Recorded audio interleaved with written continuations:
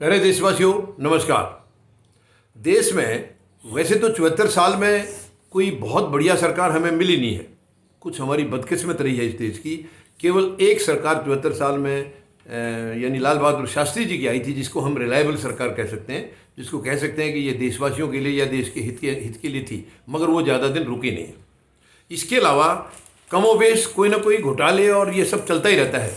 अब यानी ये जो 3 कृषि कानून अभी रद्द हुए हैं, वो भी किसानों ने 1 साल से ज़्यादा संघर्ष किया तब रद्द हुए हैं। सरकार की कोई मेहरबानी नहीं है, सरकार ने मेहरबानी नहीं की है। सरकार को, क्योंकि ये प्रधानमंत्री महोदय हमारे चुनाव जीवी हैं, जो किसानों को आंदोलन जीवी बताते थे, ये खुद चुनाव जीवी हैं। इनको अपनी ज़मीन खिसकती नजर आई है, तब ये कानून रद्द हुए हैं। वरना ये 3 काले कानून जो लाए गए थे, ये उन्हीं उद्योग घरानों के लिए लाए गए थे, 3 उद्योग घरानों को आबाद करने के लिए। लेकिन अंत में प्रधानमंत्री महोदय को झुकना पड़ा, क्योंकि जो असली ताकत है देश की वो किसान है। किसान के साथ ही पूरा देश जुड़ा हुआ है, यानी गरीब और मजदूर किसान का हिस्सा है, और जो जवान है वो भी किसान का, गरीब का और मजदूर का बेटा है। तो ये सारा वर्ग एक किसान के साथ जुड़ा हुआ है। उसके बावजूद सरकार इतनी घटियापन पर आई हुई थी, इतनी गैर जिम्मेदारी से काम कर रही थी कि वो बिल्कुल किसानों की बात सुनने के लिए तैयार नहीं थी। अब इसके बाद अब एक और नई चीज़ सामने आई है। स्टेट बैंक, जो हमारा सबसे बड़ा बैंक है, सबसे बड़ा और पुराना बैंक है, यानी 51 बिलियन डॉलर्स की रेवेन्यू है स्टेट बैंक के पास में, 51 बिलियन की। और जितने भी बैंक हैं, मतलब सबका प्रमुख बैंक यही है। इसके अलावा कोई लोन देने में, किसी चीज़ में भी कभी इनको कोई प्रॉब्लम नहीं है, क्योंकि सबसे बड़ा बैंक है, रेवेन्यू बहुत है। 22,219 ब्रांचेज हैं, 22,219 ब्रांच हैं स्टेट बैंक की।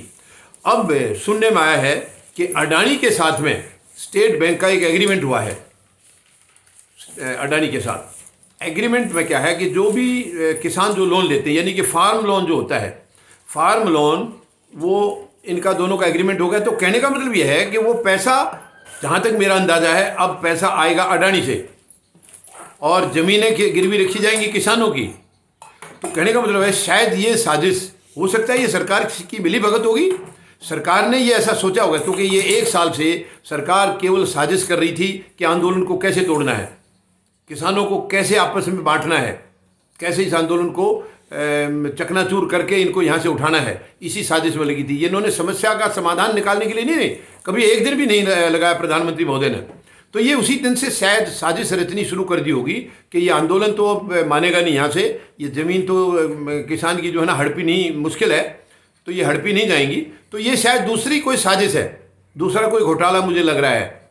इसके ऊपर गहन जांच करनी होगी, देशवासियों को इसके ऊपर गौर करना होगा कि ये देखिए, अडानी अंबानी, या मतलब दोनों भाई अंबानी के, मुकेश अंबानी, अनिल अंबानी और गौतम अडानी, ये जो भी करेंगे वो सरकार के इशारे से करते हैं, सरकार की और इनकी मिली भगत है।